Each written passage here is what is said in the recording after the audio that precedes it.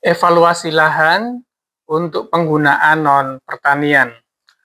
Dalam pertemuan ini kita akan membahas bagaimana evaluasi lahan diterapkan untuk penggunaan non-pertanian. Jika pada konteks pertanian, fokus utamanya adalah pada kesesuaian biofisik untuk tanaman, maka pada penggunaan lahan non-pertanian pendekatannya menjadi lebih kompleks karena melibatkan interaksi antara faktor fisik, faktor sosial, dan faktor ekonomi. Penggunaan lahan non-pertanian mencakup berbagai sektor, diantaranya yang sering dibahas adalah untuk permukiman, untuk kawasan industri, untuk infrastruktur, untuk kawasan konservasi, dan juga untuk pariwisata. Kita akan bahas nanti kelimanya dalam beberapa tahap. Setiap jenis penggunaan ini memiliki persyaratan lahan yang sangat berbeda, sehingga evaluasi lahannya menjadi alat yang sangat penting untuk menjadi tools dalam perencanaan pembangunan. Karakteristik evaluasi lahan non pertanian itu berbeda dengan peruntukan kawasan pertanian. Evaluasi lahan non pertanian memiliki beberapa ciri utama, yaitu antara lain yang pertama, lebih menekankan aspek risiko dan keamanan. Misalnya untuk permukiman, untuk alokasi permukiman itu faktor-faktor seperti kerawanan banjir, longsor, gempa itu menjadi sangat penting. Kedua, memperhatikan aksesibilitas dan konektivitas. Lahan yang dekat dengan jalan utama, dekat dengan pusat kota, jaringan transportasi yang tersedia itu menjadi pertimbangan dan akan lebih sesuai untuk pengembangan tertentu. Dan yang ketiga adalah mempertimbangkan aspek lingkungan dan daya dukung. Misalnya kawasan lindung tidak boleh dialihfungsikan atau daerah resapan harus dijaga. Dan keempat, memasukkan aspek sosial dan kebijakan seperti zonasi tata ruang, kepemilikan lahan, dan lain sebagainya. Jadi kalau kita lihat di skema ini yang pertama kita perlu menekankan aspek risiko dan keamanan. Ya. Keamanan dan mitigasi bencana itu menjadi prioritas utama dalam evaluasi lahan pertanian. Nah, aspek-aspek risiko itu biasanya apa saja? Yang paling sering itu misalnya kerawanan banjir, kemudian longsor, dan juga gempa. Apakah ada daerah rawan banjirnya? Kalau iya berarti kurang sesuai untuk pengembangan permukiman. Apakah ada lawan longsornya? Kalau iya berarti kurang sesuai, misalnya dengan kemiringan curam dan longsor. Apakah wilayahnya potensi gempanya tinggi? Nah, ini juga perlu dipertimbangkan dengan hati-hati. Meskipun pada perkembangannya, misalnya untuk kerawanan banjir dan longsor itu ada hal yang bisa diantisipasi, dibuatkan tanggul, dibuatkan rumah yang tinggi, dilakukan adaptasi, iya, dilakukan mitigasi, iya. Tapi pada dasarnya, assessment lahannya mendasarkan pada itu. Yang kedua, memperhatikan, kalau kita lihat ini, memperhatikan aksesibilitas dan konektivitas. Ya, lahan yang mudah diakses dan terhubung dengan jaringan transportasi itu memiliki nilai kesesuaian yang lebih tinggi untuk pengembangan. Nanti bisa lihat, misalnya dekat dengan jalan utama. Aksesnya mudah ke jalan utama, itu akan meningkatkan nilai kesesuaiannya. Dianggap lebih sesuai. Kemudian dekat dengan pusat kota. Semakin lebih dekat dengan pusat kota, maka biasanya diasumsikan kegiatannya lebih meningkat, maka lebih efisien, maka nilainya lebih tinggi. Dan ada tidaknya jaringan transportasi, terhubung tidaknya dengan jaringan transportasi, misalnya transportasi darat, udara, dan juga laut itu lebih berkesesuaian. Sehingga kalau kita lihat, kalau di berbagai iklan permukiman itu 5 menit dari jalan tol, 10 menit dari stasiun, itu menandakan bahwa sebegitu pentingnya nilai jaringan transportasi itu dalam asesmen lahan non pertanian dalam hal ini permukiman. Yang ketiga, seperti dalam bagian ini, mempertimbangkan aspek lingkungan dan daya dukung. Nah, keberlanjutan lingkungan dan daya dukung ini menjadi pertimbangan penting agar fungsi-fungsi ekologis dapat dijaga, fungsi-fungsi ekosistem dan ekologi bisa dijaga. Misalnya, kalau itu ada kawasan lindung, maka ya tidak boleh dialihfungsikan, maka biasanya dia sebagai faktor pembatas.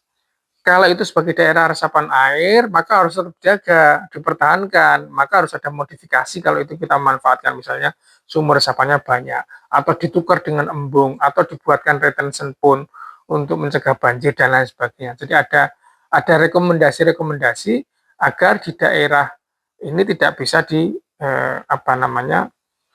dialihfungsikan dengan semena-mena. Khusus untuk kawasan lindung, memang seyogianya tidak dialihfungsikan. Ya.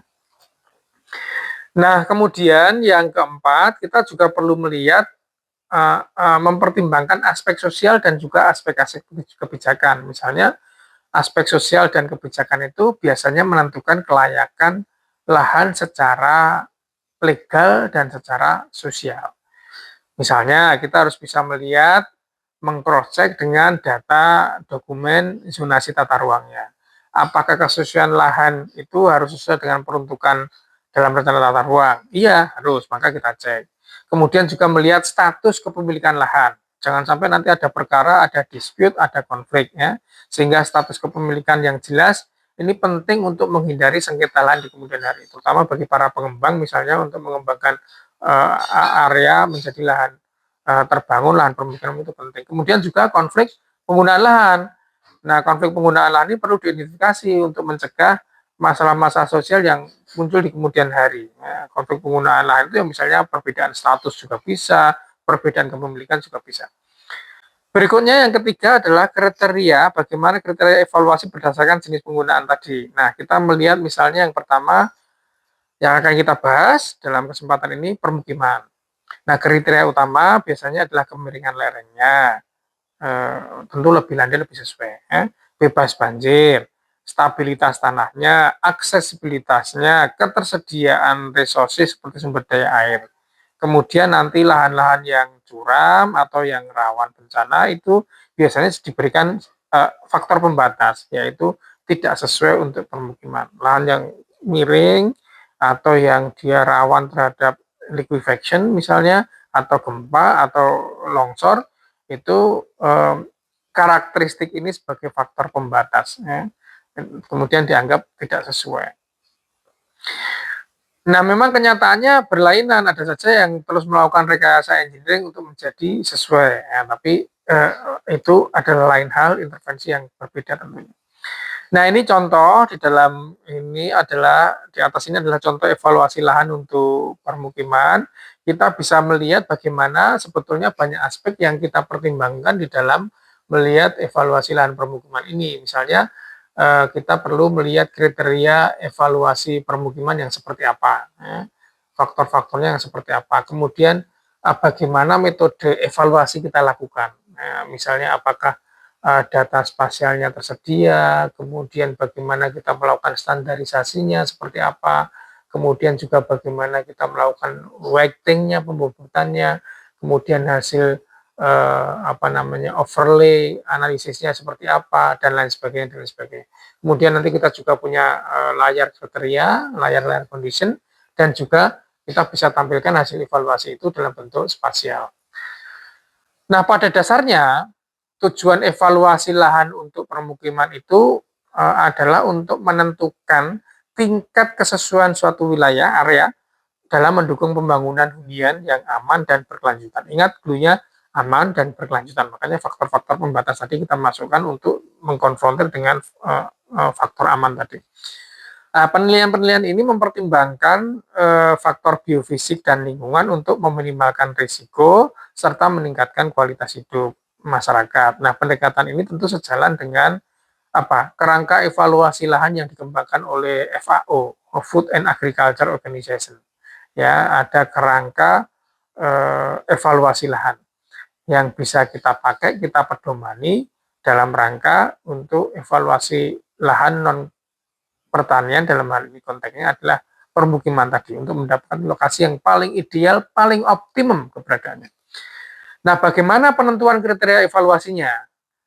Nah, kriteria evaluasi seperti pada bagian ini, yang bagian bawah ini, kita bisa lakukan dengan meliputi misalnya melihat unsur kemiringan lerengnya, slope-nya seperti apa. Kemudian juga kita pertimbangkan kerawanan bencananya seperti apa. Jenis tanahnya juga kita lihat, aksesibilitasnya kita lihat, penggunaan lahan existingnya saat ini kita lihat. Ya.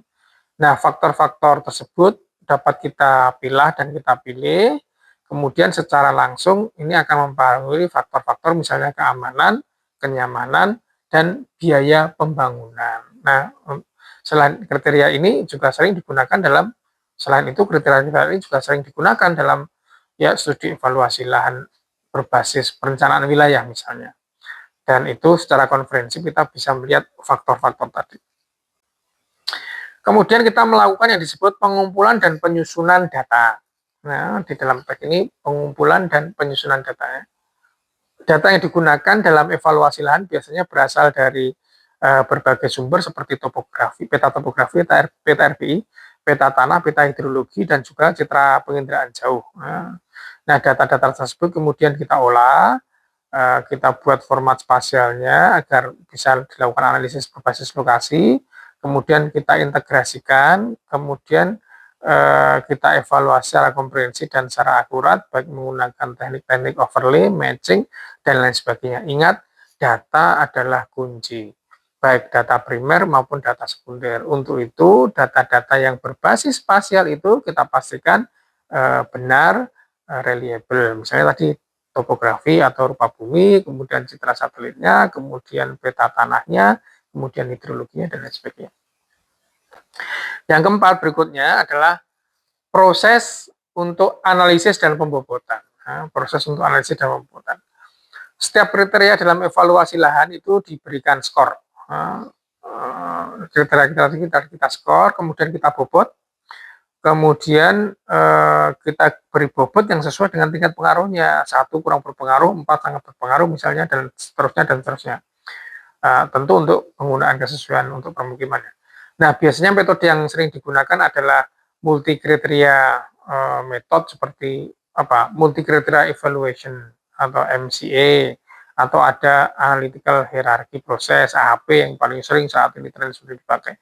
Nah, proses-proses ini memungkinkan untuk melakukan integrasi berbagai faktor secara sistematis untuk menghasilkan yang disebut indeks kesesuaian lahannya. Nah, kemudian proses penetapan yang kelima adalah hasil evaluasi dan klasifikasi.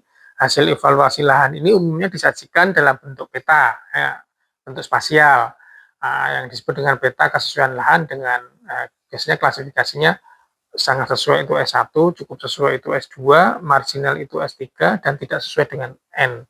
Ada tidak sesuai permanen, N2, tidak sesuai dengan bisa dilakukan rekayasa N1. Nah, klasifikasi ini akan membantu dalam mengidentifikasi wilayah yang layak untuk pengembangan permukiman maupun yang harus dihindari untuk permukiman misalnya. Penyajian yang dalam bentuk spasial, bentuk peta tentu akan memudahkan interpretasi dan membantu untuk pengambilan keputusan. Nah, setelah itu nanti kita interpretasi pemanfaatannya. Hasil evaluasi ini digunakan sebagai dasar untuk perencanaan tata ruang dan pengembangan wilayah permukiman. Dengan demikian, evaluasi lahan ini berperan penting dalam mewujudkan pembangunan permukiman yang berkelanjutan.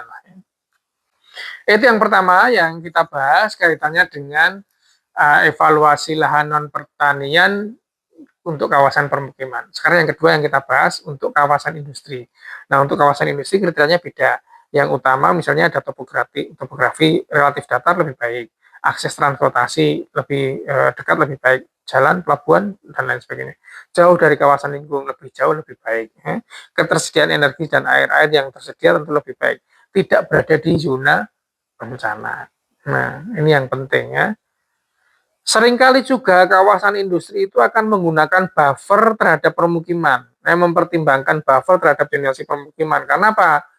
Karena kawasan industri berpotensi mencemari, baik pencemaran udara, polusi suara, maupun nanti juga risiko. Misalnya ada kecelakaan di industri. Nah, tujuan dan konteks evaluasi lahan industri itu apa? Evaluasi lahan untuk kawasan industri ini bertujuan untuk menentukan lokasi yang optimal bagi kegiatan produksi industri dengan mempertimbangkan aspek efisiensi, keamanan, dan sustainability atau keberlanjutan. Nah, dalam ilustrasi gambar ini akan kita lihat ya, bahwa berbagai kriteria ini dikombinasikan untuk menilai kesesuaian lahan secara komprehensif. Nah, pendekatan ini tentu sejalan dengan prinsip evaluasi lahan yang dikeluarkan oleh FAO yang menekankan kesesuaian antara karakteristik dan kebutuhan, karakteristik lahan dan kebutuhan penggunaan. Nah, untuk kawasan industri ini membutuhkan kondisi lahan yang spesifik karena berkaitan dengan aktivitas ekonomi skala besar, skala besar, dan ada dampak lingkungannya. Nah, sehingga perlu mempertimbangkan fisik dan non-fisik ini dilihat secara sistematis. Nah, kita akan lihat pertama kriteria biofisik. Ada topografi dan risiko bencana. Salah satu kriteria utama dalam evaluasi lahan industri adalah kondisi topografinya. Nah, di mana lahan datar itu biasanya lebih sesuai karena memudahkan untuk konstruksi, menekan biaya pembangunan, dan lain sebagainya. Nah, selain itu juga yang ditunjukkan di ilustrasi ini menunjukkan pentingnya menghindari wilayah yang rawan bencana. Ya, seperti banjir, longsor, gempa, faktor-faktor krusial ini dapat tentu mengganggu operasional industri baik setelah jadi kawasannya maupun dalam saat membangun kawasan industri itu sendiri, sehingga dapat menimbulkan kerugian ekonomi dalam skala yang besar. Nah, dalam evaluasi lahan modern, analisis risiko bencana ini kadang menjadi bagian terintegrasi dari penilaian kesehatan yang penting ya. Karena ada juga konsep pembangunan berbasis mitigasi bencana tadi. Yang ketiga, kalau kita lihat konsep ini dalam bagian ini adalah aksesibilitas dan infrastruktur pendukung, bagaimana ketersediaannya. Kawasan industri itu harus memiliki akses yang baik terhadap jaringan transportasi tentu ya, jalan utama, pelabuhan, itu harus dekat. Nah, akses yang baik ini akan meningkatkan yang akan meningkatkan efisiensi distribusi, akan meningkatkan efisiensi biaya logistik. Nah, ini tentu penting. Selain itu juga penting dilihat infrastruktur pendukung seperti ketersediaan energi dan air. Ini kan sangat penting sekali untuk operasionalisasi industri. Nah, sehingga kita ketika melakukan evaluasi lahan untuk industri, itu harus lihat transportasinya bagaimana, sumber daya airnya seperti apa. Ya. Karena tanpa sumber daya itu sulit untuk dikembangkan. Keempat, kita lihat juga aspek lingkungan dan juga buffering terhadap permukiman. Ini penting. Kawasan industri harus berada di daerah yang jauh dari kawasan lindung misalnya untuk menjaga fungsi ekologis, tidak merusak ekologi ya. Dan juga kita perlu ada konsep buffering atau zona penyangga tadi untuk memisahkan kawasan industri dengan misalnya kawasan pemukiman. Buffer ini tentu akan mengurangi dampak negatif seperti pencemaran udara, pencemaran suara, kebisingan, dan juga risiko kesehatan masyarakat. Nah, biasanya pendekatan ini merupakan bagian dari prinsip pengelolaan lingkungan dan perencanaan tata ruang yang berkelanjutan. Jadi prinsip itu mesti ada di situ. Dengan mengintegrasikan aspek lingkungan dalam evaluasi lahan ini menunjukkan bahwa pembangunan industri tidak hanya berorientasi pada ekonomi, tetapi juga ada faktor sustainability-nya, faktor keberpihakan pada ekologi. Yang kelima, kalau dari bagian ini adalah proses analisis spasial dan output evaluasinya. Proses evaluasi lahan ini dilakukan dengan analisis spasial berbasis misalnya sistem informasi geografis atau menggunakan ESG. Data dari berbagai sumber tadi kita rangkum, ada peta topografi atau peta rupa bumi, penggunaan risiko bencana itu diintegrasikan dalam satu sistem untuk kita analisis melalui multi kriteria. Nah, biasanya setiap kriteria dibobot, ya enggak, sesuai dengan kepentingannya, kemudian di overlay. Nanti hasilnya kan berupa peta tadi, saya sampaikan S1, S2, S3, N. Biasanya juga ada N1 dan N2. Nah, pendekatan seperti ini kan mencerminkan bahwa perkembangan metode evaluasi lahan itu sekarang sudah berbasis data dan berbasis teknologi spasial, karena tanpa teknologi spasial kita ngomong lokasi, apalagi lokasi untuk lokasi untuk kawasan industri dan lain sebagainya, ya sama saja buta karena tidak tahu lokasinya di mana tanpa dengan analisis itu. Nah, itu tadi terkait dengan kawasan permukiman dan kawasan industri. Sekarang coba Anda berikan contoh di kolom komentar bagaimana evaluasi yang bisa kita lakukan untuk menentukan kawasan permukiman. Berilah contoh konkretnya. Dan kedua nanti bagaimana kawasan industri. Contohnya seperti apa? Kawasan industri itu harus di kawasan landai. Ini ada industri X, kawasannya memang landai, dekat dengan logistik, dekat dengan ini, jauh dari ini, sehingga memang ini sangat sesuai lahannya. Silahkan ditulis di kolom komentar sebagai ya tugas Anda belajar. Terima kasih.